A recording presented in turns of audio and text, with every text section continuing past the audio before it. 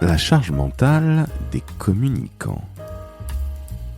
En voilà un sujet qui est plutôt grave, que nous n'avons jamais traité dans le décodeur de la com. Et justement à cet effet, je remercie God Mangui, qui est responsable de la communication de la communauté de Brocéliande en Bretagne, et Reynald Thuillet, qui est le responsable de la communication de la ville d'Arrache-la-Frasse dans les Alpes.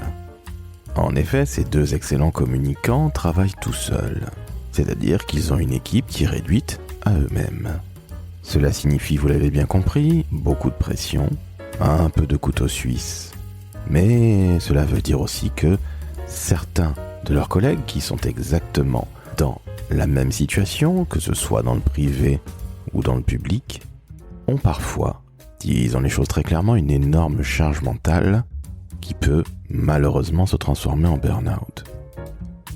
Alors God et Reynald vont vous donner d'excellents conseils, et je vais vous l'avouer, moi qui ai subi un tout petit peu de harcèlement dans ma carrière avant de devenir patron et d'avoir, je l'avoue, beaucoup de caractère, eh bien, je vais vous l'avouer, je me suis un petit peu énervé dans cet épisode, surtout pas contre God, ni Reynald. Mais en fait, comprenez bien, chères auditrices et auditeurs, qu'être jeune ou moins jeune, que notre métier est fondamental. On fait le plus beau métier du monde, mais ce n'est pas une raison pour se laisser emmerder par qui que ce soit, n'est-ce pas? Donc, je vous souhaite une excellente écoute, en compagnie de God Mangui et de Reynald Thuillet. Et quant à moi, je suis toujours Laurent François, et je remercie Capcom, sans lesquels cet épisode n'aurait pas pu être enregistré, puisqu'il a été mis en boîte en décembre dernier, lors du 36e forum à Lille.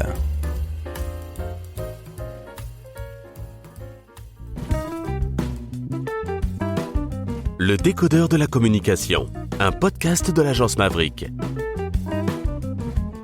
Chères auditrices, chers auditeurs, nous sommes toujours à Lille, nous sommes toujours le 11 décembre 2024 et je suis en train d'enregistrer avec vous un épisode extrêmement important sur la charge mentale du communicant. Et pour ce faire, j'ai le plaisir de recevoir God Mangui, chargé de communication à Brocéliande Communauté. Salut God et bienvenue dans le décodeur de la com. Bonjour.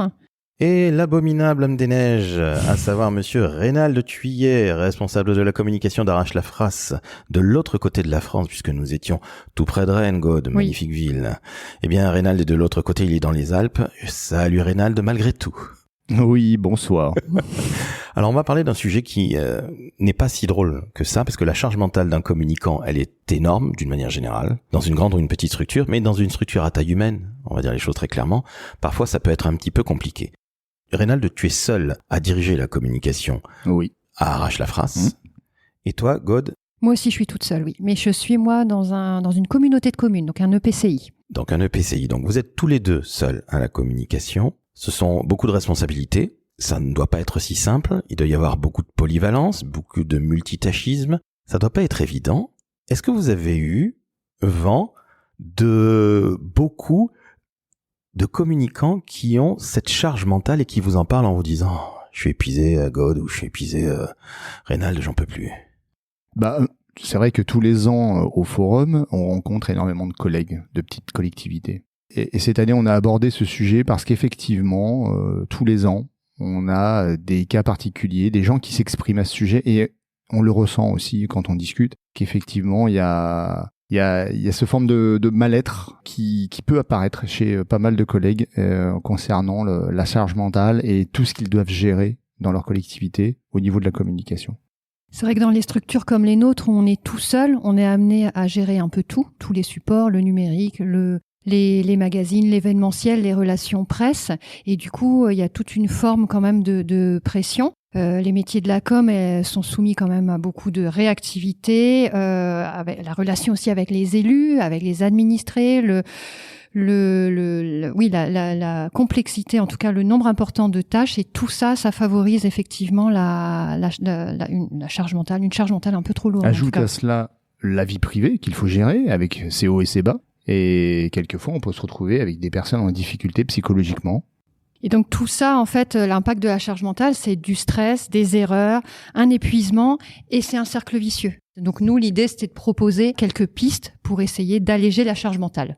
Je vous remercie parce que ce que vous êtes en train de me décrire, c'est un petit peu l'hamster dans sa roue. S'il y a des jeunes qui nous écoutent, ils vont se dire, je vais devenir taré, je vais faire une descente d'organes. Mais non. Hein, à travailler dans la communication publique ou dans la com tout court, après tout, parce que le service communication à taille humaine. Fuyez, pauvre fou. Exactement. Non mais, trêve de plaisanterie, il faut aussi rappeler que notre métier est soumis à responsabilité, donc à pression. Comme tu le disais très très justement, God, il y a aussi ce côté travail avec les élus, travail avec les usagers, l'environnement dans lequel on est, et tu ne vas pas dire le contraire, Reynald.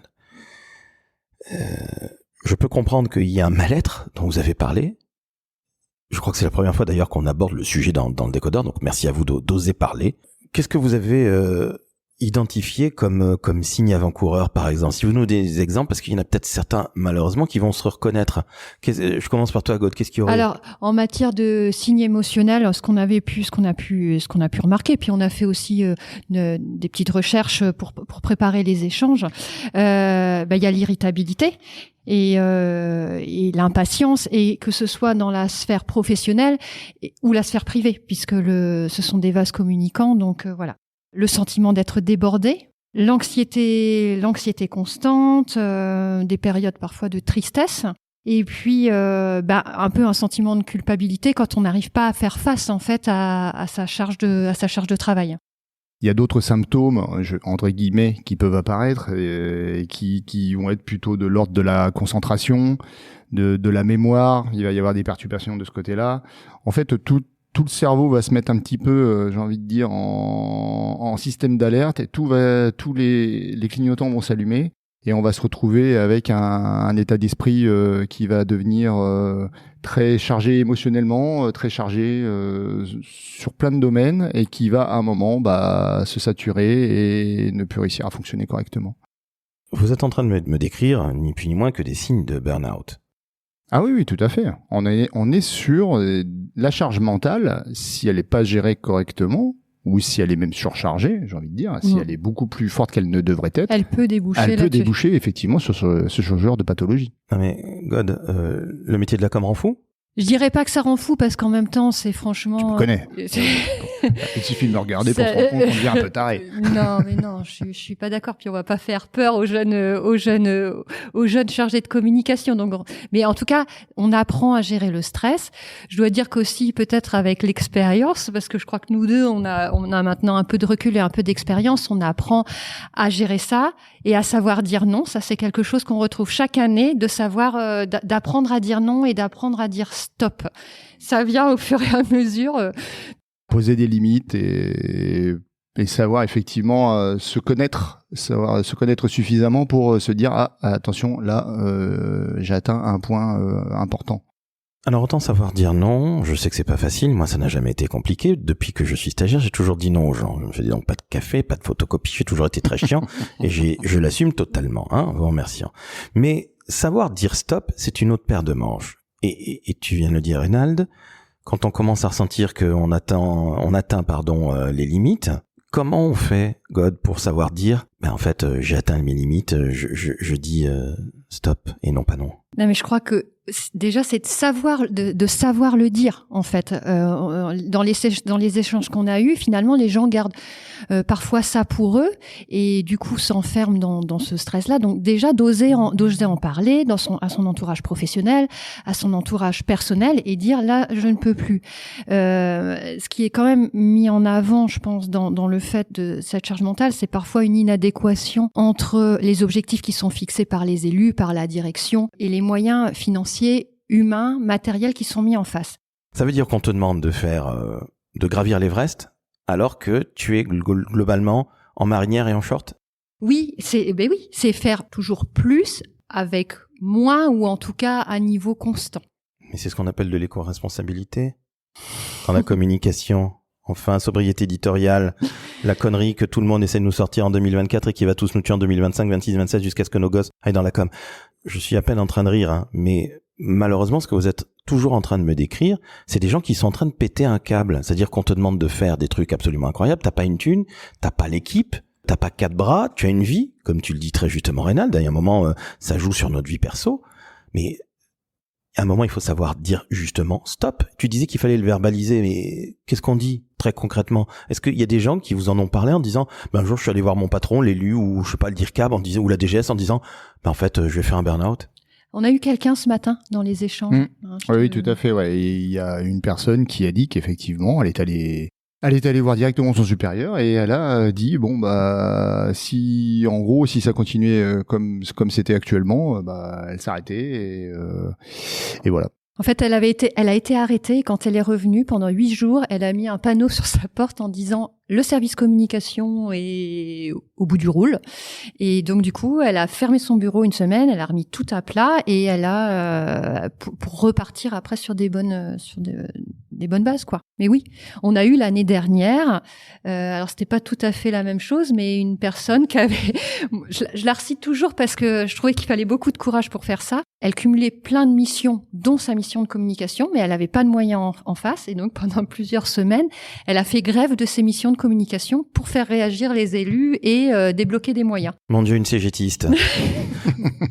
Pardon, encore une fois, je vais certainement me répéter beaucoup de fois dans cet épisode et je vous remercie d'aborder ce sujet qui n'a jamais été abordé dans le décodeur de la com en plus de 200 épisodes. Mais est-ce qu'il y a un moment où ces gens qui ne font qu'accumuler, qu'emmagasiner le stress, la pression, les non-moyens, l'Everest à gravir en tongs, mais ces gens à un moment, avec un peu de courage, vont dire « Eh oh, ça suffit là, non ?»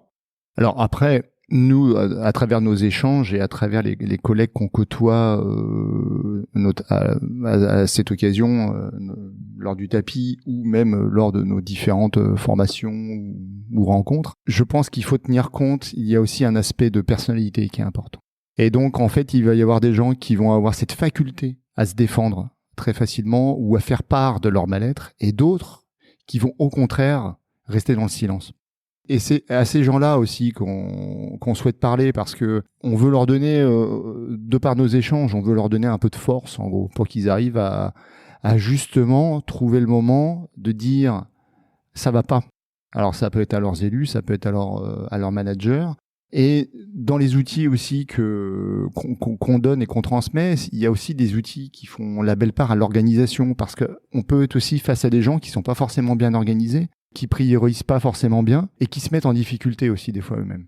Mais je leur jette pas je leur jette pas la pierre parce que on est tous dans des contextes très différents, avec des personnalités toutes très différentes et on peut pas juger. On n'est pas là pour juger quoi qu'il en soit.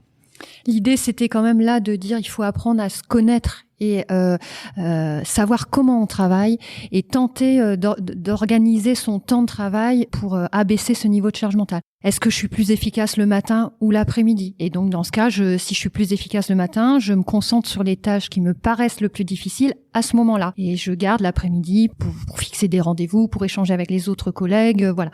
Ça fait partie des options. Est-ce que je commence ma journée par ce qui est le plus difficile ou je préfère commencer par ce qui est le plus facile? Je regroupe aussi les tâches, le même type de tâches, je les fais en même temps. Je fais toutes mes demandes de devis en même temps parce que comme ça, c'est fait d'un coup. Je suis dans ce rythme-là et j'écoule toute cette partie-là d'un seul coup.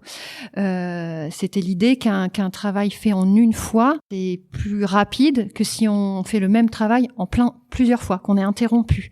Donc tout ça, ça nécessite la mise en place, d'un emploi du temps, de procédures peut-être avec les autres services pour essayer de cadrer. C'est de l'organisation du travail. Ouais. Mais c'est aussi de la gestion du planning des autres, quelque part, qui t'appellent toujours à la dernière minute ou qui rentrent dans ton bureau comme si c'était quelque part soit le bureau des blagues avec moi ou avec Rénal, soit le bureau des pleurs avec d'autres personnes ou voilà. Et en fait, faire comprendre aux gens que notre métier est un vrai métier et qu'on ne fait pas que des belles affiches vite faites et petites. Pardon, j'avais oublié ça. Ou une petite vidéo rapide. Ah, t'inquiète pas, c'est pas grand-chose. Enfin, en fait, tu n'en sais rien, Jean-Étienne. Tu es comptable. Mais très sincèrement, vous êtes en train de me décrire la vie d'un petit entrepreneur, d'un entrepreneur de TPE que je suis. Ça y ressemble très fortement. Je l'avais jamais vu sous cet angle. Je sais pas tout. Oui. Je l'avais jamais vu comme ça. Je sais pas toi, mais. Je sais pas. Je connais pas ta vie. Et nous, on s'occupe que des communicants, tu vois. Mais après, c'est tout à fait possible. Mais après, je pense que ça concerne beaucoup de gens. Beaucoup de gens. Et pas que des communicants, d'ailleurs. Et pas que des communicants. Pas que des communicants, non. Après, nous, on aborde ça parce qu'effectivement, nous, c'est notre métier et on aborde ça avec les spécificités qu'on a, avec les relations avec les élus, les éventuelles communications de crise à gérer ou d'urgence, ce genre de choses. Après, j'ai envie de dire, je pense qu'effectivement, c'est un peu le mal-être du 21e siècle, moi j'ai l'impression. On voit ça de plus en plus. Est-ce qu'il y a des problèmes de management? Alors, on en a un peu abordé quand on a fait le tapis, parce qu'effectivement, la question se pose de se dire aussi, la charge mentale, gérer la nôtre, c'est bien, mais on n'est pas là pour gérer la charge mentale des autres. Donc il faudrait pas non plus que la pression du manager redescende sur le petit communicant qui en a déjà ras la casquette. Être en somme entre le marteau et l'enclume et toujours en prendre plein la tête, c'est ça? Oui, c'est ça, oui. Bon, alors excusez-moi, mais je vais faire un peu le Bernard Tapie, mais elles sont où les burnes? Non, sincèrement, je pose la question. Je suis pas en train de vous dire que les gens qui souffrent de ça, et j'ai la plus grande des compassions à leur égard, hein, que ce soit très très clair. Mais il y a un moment, dans la vie, on n'est pas là pour se laisser emmerder uniquement. On se fait emmerder, mais c'est pas parce qu'il y a un élu, monsieur ou madame machin, mouche-boum, qui va nous saouler, ou que t'as la DGS qui va te casser les pieds en disant fais-moi vite ton affiche ou ta vidéo, blablabla. Où est le courage? Parce que finalement, c'est que ça le principe de la vie, c'est avoir du courage ou ne pas en avoir. Quelles sont les autres solutions? Je suis désolé, je suis un peu brutal, mais c'est vrai que j'ai beaucoup de mal avec ça. Je dois le reconnaître. Le côté entrepreneurial, le côté mec qui aime que ça aille vite et il faut qu'on fasse comme je l'ai dit, ça fait un peu sergent connard. Je l'assume totalement chez Maverick et c'est pas pour rien que ma boîte s'appelle Maverick, je n'en fais qu'à ma tête. Et j'ai une super équipe, et je les salue, mais sincèrement, il est où le courage? Parce que est-ce que c'est pas ça finalement la meilleure des solutions? C'est je prends mon courage demain. J'ose en parler, tu le disais God. Reynald, tu disais à un moment je vais pas prendre la pression de Jean-Étienne qui me fatigue, parce que Jean-Étienne il a peut-être sa vie puis moi aussi j'ai la mienne. Mais est-ce que le vrai truc c'est pas avoir du courage en disant stop, en disant non, en disant je fais ce que je veux, ou en étant encore plus fou en faisant la grève de la com? Je fais ce que je veux. Non, je crois pas, parce que ce sont malgré tout les élus qui décident dans les collectivités. Donc on doit aussi répondre à une demande. Donc je fais ce que je veux. Non. Et savoir dire non, non, c'est surtout savoir mettre en face. Voilà, j'ai tel moyen. Si vous me donnez pas plus, ou si vous ne me donnez pas tel outil, je ne suis pas en mesure de répondre à tel objectif. Je pourrais peut-être atteindre ça, mais pas l'objectif que vous me demandez. C'est pas possible parce que je n'ai pas les moyens humains ou financiers ou que sais-je pour cela. Mais c'est un premier acte de courage, d'oser dire la vérité. Oui. Non mais, excusez-moi, mais encore une fois, moi j'ai eu des patrons. Hein. J'ai eu des patrons pendant 11 ans. J'ai toujours été du côté des patrons, je l'avoue. Et 15 ans après, je le suis devenu. Mais je vous la fais très très courte. Quand j'avais un truc à dire à mon boss, je le disais, je prenais pas de gants. Je m'en foutais. Parce que j'avais pas peur de perdre mon emploi, j'avais pas de personne de petite taille, j'avais pas tout ça, mais très objectivement, encore une fois, chers amis communicants, que vous soyez dans le public ou dans le privé, excusez-moi, je suis un peu outré par tout ce que vous êtes en train de me dire, parce que quand je vois des gens souffrir alors qu'on fait le plus beau métier du monde, mais j'ai envie de foutre des claques à tous ces gens qui emmerdent les communicants, qu'ils soient dans une collectivité à taille humaine, pour pas dire petite, ou autre. Je trouve ça hallucinant, pardonnez-moi, ça doit être mon coup de gueule, c'est la fatigue, hein, excusez-moi, c'est tombé sur vous, mais très sincèrement, respectez-vous. Mais après la question de courage, comme on disait tout à l'heure, il y a une question de personnalité, mais le gros problème, un des gros biais liés à la charge mentale, c'est quand même après la perte de confiance. On en a parlé un peu dans les signes, une perte de confiance. Donc, et après, derrière, ça amène, à mon avis, à une forme de peur. Les gens arrivent sur des systèmes un peu dépressifs au niveau mental et psychologique. Et en fait, c'est des gens qui vont plus avoir la faculté de se rebeller, même pas. C'est pas une question de courage. C'est-à-dire que je pense qu'à mon avis, là, c'est des gens qui sont malades, j'ai presque envie de dire. Mais là, on est sur des charges mentales qui sont déjà très élevées. Mais c'est le début. Et on peut tomber très vite dans des biais comme ça, des biais cognitifs ou comportementaux qui amènent justement à pas se comporter comme on devrait le faire en fait. Et ce qu'on disait ce matin au tapis de parole aux participants, c'est n'oubliez pas qu'on est entre adultes, on se parle entre adultes et on n'a pas besoin d'être infantilisé.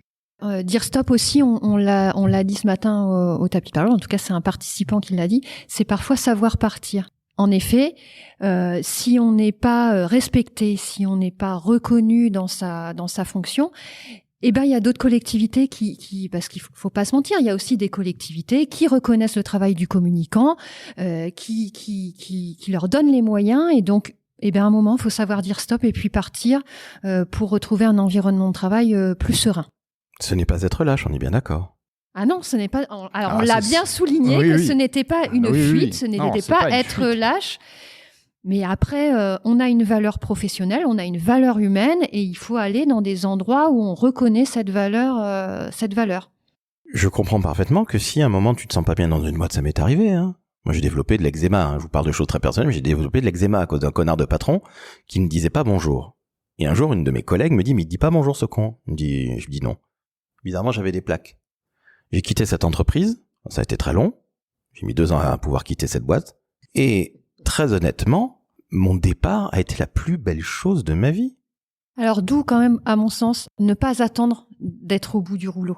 Partir, ça demande de l'énergie, ça demande de la confiance, parce qu'il va falloir se vendre ailleurs.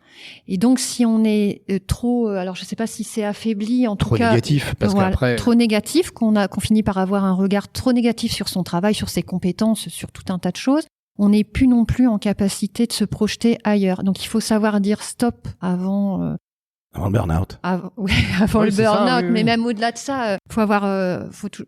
Quand on cherche du boulot, il faut quand même avoir confiance. Il faut avoir des ressources. Il faut avoir des ressources. Que les gens qui ont une charge mentale n'ont pas forcément, parce qu'ils sont tellement préoccupés, ils ont tellement de choses dans la tête, qu'en fait, c'est typiquement le genre de personne avec qui on pourrait discuter et qui dirait « Ah, il faudrait que je parte ».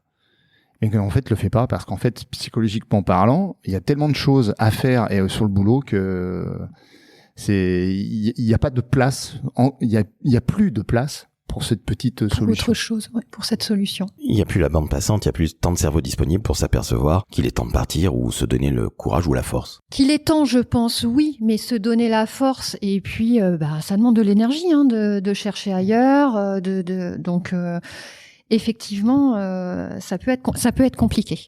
Oui, et puis il y a la contrainte financière aussi, ne l'oublions jamais. Non. Oui, c'est ce qu'on expliquait, c'est que chaque cas est particulier et qu'effectivement, chacun a sa propre vie privée, familiale, ses propres contraintes, et que c'est pas forcément facile de claquer des doigts en disant je vais faire ci, etc., tout ça, et que je pense qu'il y a aussi des gens qui restent aussi parce qu'ils se disent ma famille a besoin que j'ai ce salaire ou ce genre de choses. Et puis la peur de l'inconnu. Après, c'est vrai ce qu'on a souligné ce matin, d'avoir par moment une charge mentale un peu augmentée, c'est normal. Ce qui est compliqué, c'est quand c'est tout le temps. D'avoir des échéances, de se dire, au premier trimestre, je vais être chargé, je sais que ça va être un peu compliqué, ok, mais ça ne peut pas être tout le temps. Et d'où l'importance quand même de pouvoir se projeter à court terme, à moyen terme, à long terme, et donc de savoir que ce temps où c'est un peu le rythme est un peu soutenu, il aura une fin, ça va un peu baisser après.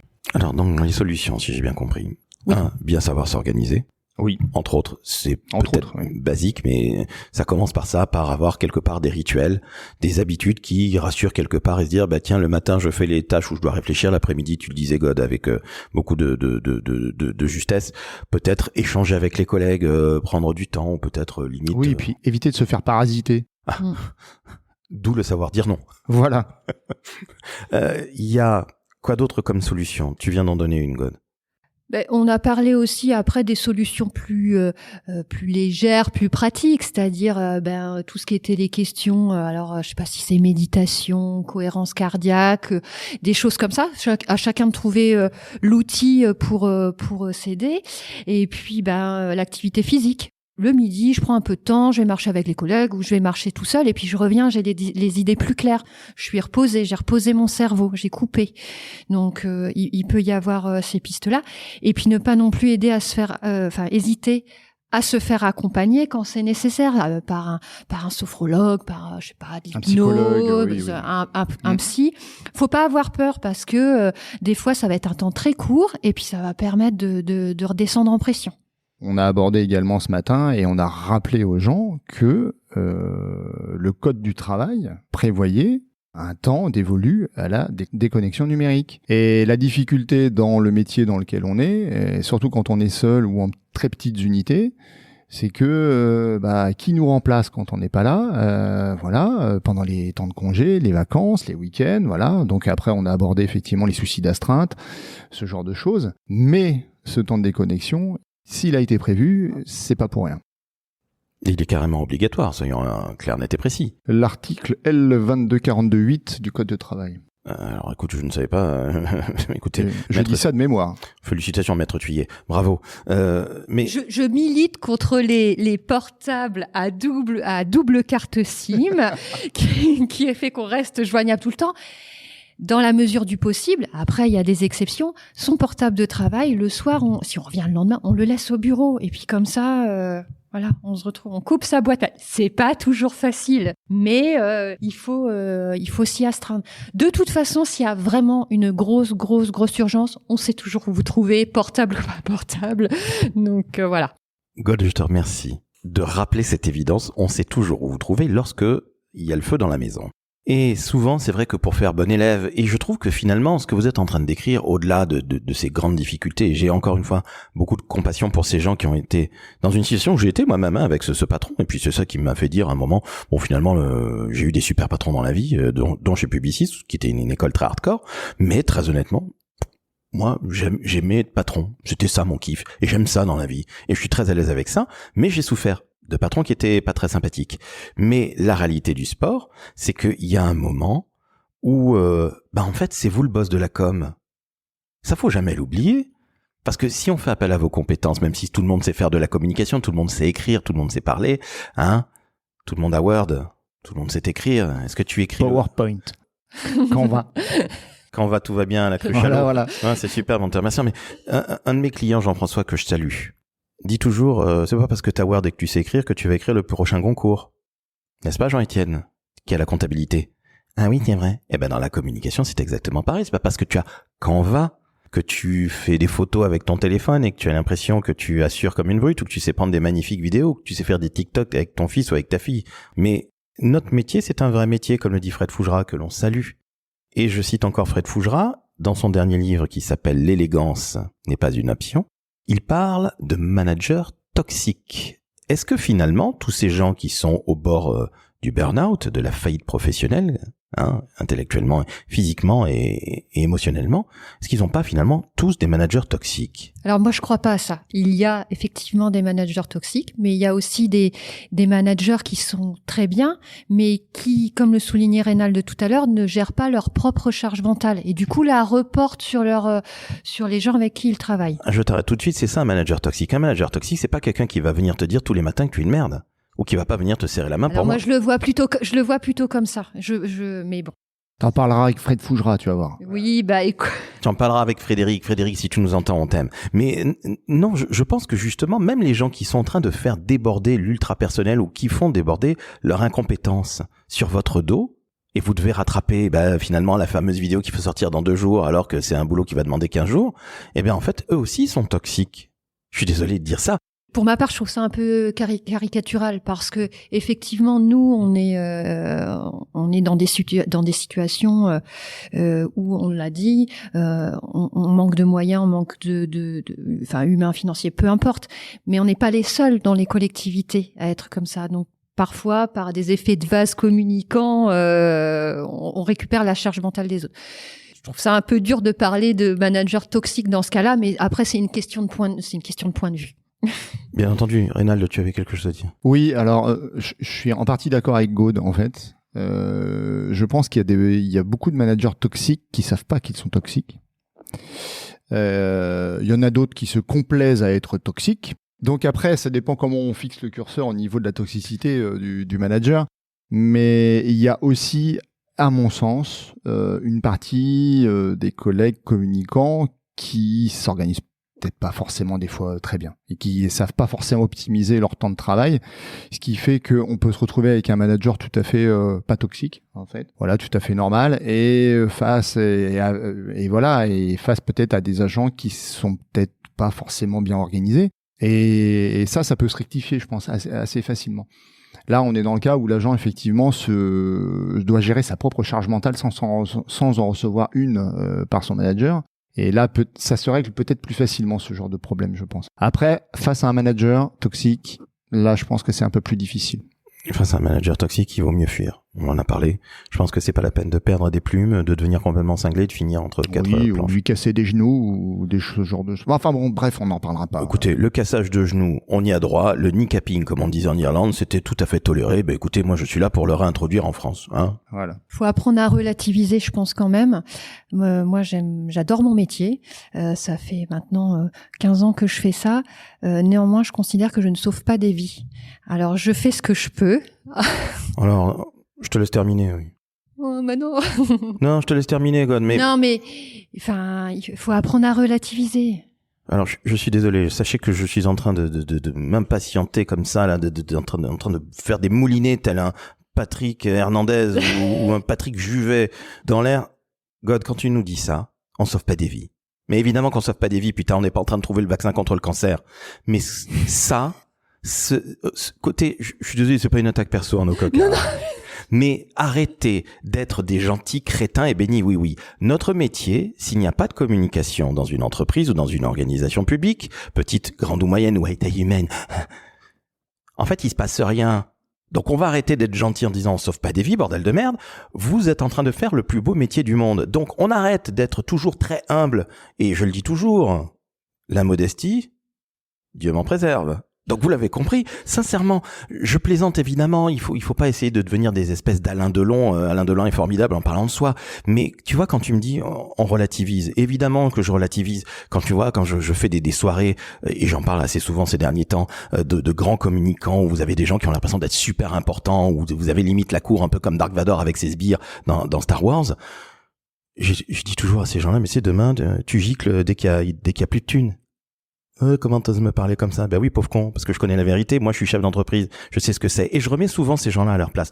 Pour autant, l'humilité insupportable de « on sauve pas des vies », eh ben non. Je vous donne cet exemple extrêmement concret. Il y a un jour, il y a un crétin chez Coca-Cola aux États-Unis, à Atlanta, qui dit « pourquoi on dépense autant de thunes alors que nous sommes la marque la plus connue du monde? Donc, on va baisser le budget publicitaire. » Selon vous, quand est-ce qu'on commençait à baisser les volumes de vente? 48 heures après. Donc, les métiers de la com, les métiers du marketing, public, privé, je m'en contrefiche. Je suis juste en train de remettre l'église au milieu du village, que ce soit à Arrache-la-Frasse ou dans la forêt de Brocéliande. Eh bien, je suis en train de vous dire tout simplement qu'on fait le plus beau métier du monde. Donc, on arrête de jouer les trop humbles. On a le droit d'être un peu pénible comme moi, je l'assume, mais sincèrement, on fait le plus beau métier du monde, ne vous laissez pas emmerder. Et puis, quand on a des gens formidables, comme Maud Mangui, ou comme l'abominable Rénal Le Thuillet. Merci. Mais il t'en prie. Mais sincèrement, les solutions que vous donnez, je les trouve vraiment très concrètes. Et je vous remercie encore une fois parce qu'il y en a certains qui vont, en m'entendant, ils vont dire mais qui c'est ce pauvre con qui se croit tout permis? Mais en fait, moi je me bats et j'adore ça. Et ça ne me pose aucun problème, la guerre. Mais je vous dis la vérité, ne vous laissez pas marcher sur les pieds. Vous n'êtes pas moins bon et ne soyez pas aussi humble en disant on sauve pas des vies. Parce que c'est vrai qu'on sauve pas des vies. Je ne le dirai plus. Alors, tu me le copieras 50 fois avant que je ne parte, que je retourne à Paris. Non, trêve de plaisanterie, j'ai fait une tirade. T'as peut-être sauvé des vies pendant le Covid en communiquant. Mais tu te rends compte? Peut-être. Alors ça, j'en suis intimement convaincu. Vous avez sauvé des vies, vous les communicants des collectivités à taille humaine. Vous avez sauvé des vies justement en maintenant ce lien. Donc encore une fois, je suis sincèrement désolé, mais on n'est pas là pour être dans l'humilité absolue. Parce que finalement, c'est limite reconnaître que on peut être remplacé du jour au lendemain par Canva. Non, c'est pas ça. Mais c'est juste pour apprendre à mettre aussi un peu de distance face à cette charge de travail et à cette charge mentale. Quand tu te retrouves avec c'est une manière un peu excessive voilà, de mettre à distance. Tu as le cas classique de l'élu qui vient te voir et qui te dit voilà, je veux que vous me fassiez ça, c'est hyper urgent et important. Et en fait, tu te rends compte en creusant, et c'est pour ça qu'elle disait qu'il faut prendre du recul. Nous, notre métier aussi, c'est de voir avec l'élu, de lui dire voilà, attendez, on va poser les choses clairement sur la table. Voilà. Alors vous voulez ça, vous me dites c'est ça, d'accord, sous quel délai, etc. D'accord. Donc en fait, c'est pas urgent et c'est pas si important que ça. Le classique retour de marché. Le marché le dimanche, et puis le lundi matin, on a des tas de choses urgentes et importantes à faire en communication. Madame Michu, là, il y a une nid de poule dans sa rue, et là, il faut... Non mais vraiment, tu plaisantais pas Ah non, je plaisante pas du tout. Le retour de marché, c'est quelque chose. Ah oui, c'est une réalité, ouais. Bon, alors écoutez, vous avez vu comme je me suis énervé là. Je suis parti comme un cheval là. J'étais énervé quand tu parlais de ce c'était recul. beau. Oh, c'était beau. J'étais limite à me pleurer dessus. Hein. J'ai fait une descente d'organes en direct. Hein. Fort heureusement, vous n'avez pas été éclaboussé. Mais trêve de plaisanterie. Je comprends mieux ce que tu veux dire. Et tu as 100 fois raison, God. Il faut savoir prendre ce recul pour justement éviter de péter un câble, de devenir complètement cinglé. Et je ne savais pas cette histoire de retour de marché. Et tu le confirmes malheureusement, Reynald. Il y a Madame Michu qui est venue dire qu'il y avait ci, ça et ça. Donc il faut communiquer. Mais je vais employer un terme qui va peut-être vous rendre fou, mais en fait, les communicants des collectivités à taille humaine, vous êtes des super-héros. On est trop humble pour l'avouer. Bravo sincèrement d'avoir osé parler de ça, parce que je crois que finalement, dans notre société actuelle, et particulièrement dans les métiers du marketing et de la communication. Et là, je sors du public, de la sphère publique versus privée, ça n'est pas le débat. Mais on est un peu dans une société qui s'américanise de plus en plus. Avec ce côté, on doit être justement Superman, on doit être un super-héros et on doit tout déchirer, on est des top killers et ça va être super. Et avoir l'humilité, et là, quelque part, tu as encore raison, God, et encore une fois, il n'y avait aucune attaque personnelle à cet embrasement. C'est mon côté un peu breton, mais du côté de Rennes, vers 2h du matin, quand on est en train de fermer les bars de la rue de la Soif. Et sincèrement, on fait un métier qui est complexe, qui est noble, qui est le plus beau métier du monde. Et très honnêtement, je crois qu'il faut rappeler à nos jeunes qui veulent travailler dans la communication publique, non, vous n'allez pas être harcelé nécessairement par un élu qui vous dit c'est pour hier. Ce ne sera pas tout le temps pareil. Puis c'est vrai qu'il y a des périodes qui sont plus ou moins chargées. On est d'accord. Bon, c'est tout à fait normal. Et d'ailleurs, c'est ça qui fait aussi le sel de notre métier. Complètement. Et quand on organise un événement, tous les deux qui êtes seuls dans vos bureaux, dans vos équipes, organiser un événement, puis sortir une affiche avant, puis ça, c'est quand même un sacré boulot. Et là, je dis bravo. Donc quelque part, un peu des super-héros. Votre humilité a parlé, contrairement à la mienne. Mais je tiens à vous remercier parce que vous êtes extrêmement courageux. Et je trouve très beau et très humain et très humaniste le fait que vous ayez donné la parole à toutes ces communicantes et ces communicants qui soient dans des structures plus ou moins grandes pour qu'ils puissent tout simplement parler. Parce que je crois que justement, si on communique pas dans la vie, on meurt. Voilà, il n'y a plus rien à dire. C'est bon, on s'arrête là-dessus, c'est parfait. Merci Laurent d'avoir participé à ce podcast. Je vous donne rendez-vous la semaine prochaine avec ma nouvelle invitée, Evelyne Delia, qui me parlera de la météo. Oui, et puis sinon, vous pouvez contacter les pompes funèbres, si jamais vous avez envie de mourir. Bon, en tout cas, c'était parfait. Je suis désolé, j'ai beaucoup parlé, je me suis un peu énervé. Encore une fois, c'est pas du tout contre toi, God. Et c'est pas du tout contre... Je l'ai pas pris comme ça. Dans mon cœur te perdra. Mais très de plaisanterie, chers auditrices, auditeurs qui m'avaient entendu et où à un moment je disais mais il faut avoir un peu de courage et un peu de burn, comme je le dis souvent. Bah c'est vrai en fait. Et je vais vous donner un tips qui est vraiment un tips de mec vraiment pas humble. Après avoir souffert de ce mini harcèlement par ce patron, j'ai commencé par me dire tous les jours en me regardant dans la glace le matin, Laurent est vraiment un mec formidable. Sérieux, hein. J'ai fait du Alain Delon. Vous savez quoi? Au bout d'un an, j'y ai cru. Bon, je rigole évidemment. Je suis devenu manager toxique. Je suis devenu manager toxique, comme ça je pouvais écraser les gens. Non, sincèrement, c'était absolument passionnant. Vous revenez discuter alors d'autres sujets, hein, évidemment, parce qu'on va pas parler que de sujets où on est en train de faire une descente d'organes, hein, dans nos métiers de la communication. Mais God, tu reviens évidemment quand tu veux, surtout alors une femme du côté de Rennes, moi qui ai fait mes études, qui ai descendu la rue de la Soif en forme pas très olympique. Et puis évidemment, Reynald, tu sais que tu es chez toi. Ah bah oui, là maintenant, oui, avec le nombre de podcasts que j'ai fait, en plus, gratos. Hein. Il faudra quand même que tu penses un jour à me payer, s'il te plaît. C'est abominable. Écoutez, franchement, je crois qu'il est temps de rendre l'antenne. Toute la charge mentale que tu m'apportes, là. Oui, surtout les 6 €, mais j'ai pas les moyens. Alors ça fait passer avant. Bon sang, c'est ça les problèmes de petits patrons. Vous comprenez pourquoi j'ai autant la niaque, hein? Pourquoi je pars comme un cheval dans la pampa. Oh, c'est magnifique, ça me rappelle Arrache la phrase, ça me rappelle un peu Brocéliande, où il y a énormément de pampa. Bon, chères auditrices, chers auditeurs, vous avez entendu 2 épées, j'étais particulièrement énervé, je pense que c'est parce que c'est la fatigue que je me suis levé ce matin à 3 plombes du mat, que je suis allé Gare du Nord et que j'ai rencontré des mecs complètement foncedés à 6 heures du matin, donc je suis un peu fatigué, donc ne m'en voulez pas. Je suis aussi comme ça, assez pénible dans l'ensemble, et Isabelle, la femme que j'aime, pourra en témoigner, ainsi qu'Alice, la personne de petite taille qui m'accompagne depuis bientôt 13 ans. Bref, vous mettez 5 étoiles sur Apple Podcast, 5 étoiles sur Spotify, vous abonnez évidemment au décodeur de la communication, c'est promis, je serai pas aussi énervé les autres jours, et sincèrement God, tu reviens évidemment quand tu le souhaites, tu es dans le décodeur chez toi, et j'aimerais énormément qu'on fasse un jour un décodeur en solo, que tu me dises tout ce que tu fais, parce que la communauté de communes de Brocéliande, c'est un petit peu moins de 20 000 habitants. Ça. Eh ben, c'est formidable. Et Reynald, je l'ai déjà dit, tu es chez toi, tu reviens quand tu veux. D'accord, ok, je vais me préparer une omelette là. Ciao, ciao.